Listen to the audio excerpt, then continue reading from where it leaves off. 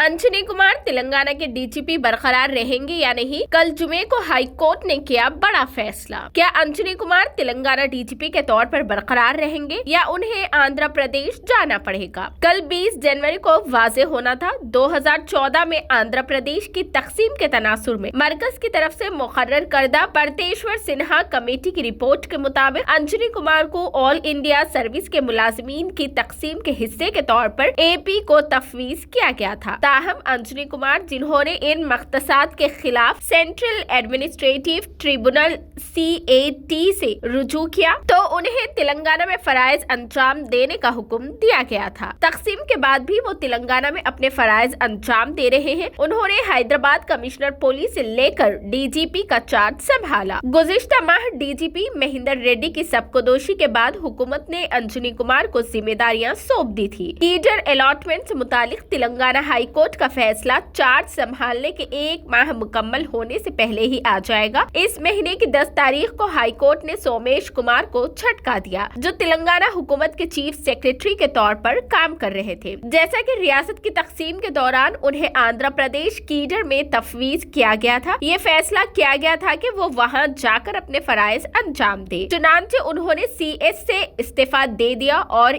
AP जाकर report किया। इस तनासुर में क्या हाई कोर्ट का फैसला डीजीपी के हक में होगा या नहीं, जो मौजूए बहस बन गया है। सोमेश कुमार की तरह फैसला आने पर अंजनी कुमार को भी AP जाना पड़ेगा या नहीं? सेंट्रल सर्विस के तकरीबन 13 अफसरान की किस्मत का फैसला कल जारी होने वाले फैसले के साथ जुड़ा हुआ था। इसी सिलसिले में कल तेलंगाना हाई कोर्ट ने रियासत के डीजीपी अंजनी कुमार की तेलंगाना में बरकरारी के मसले पर अभी तजस्सुस बरकरार है, क्योंकि कल हाई कोर्ट में इस केस की समाअत करते हुए चीफ जस्टिस एजवल भोयान पर मुश्तमिल बेंच ने कहा कि साबिक चीफ सेक्रेटरी सोमेश कुमार के फैसले का इतलाक देकर 12 ओहदेदारों पर नहीं होता, जो आंध्र प्रदेश के लिए अलॉट किए गए थे, और उन्होंने सेंट्रल एडमिनिस्ट्रेटिव ट्रिब्यूनल से अहकामात हासिल करते हुए तेलंगाना में खिदमत अंजाम दे रहे थे। कल की समाअत में हाई कोर्ट ने कहा कि डीजीपी अंजनी कुमार के साथ मजीद 2 IPS और 9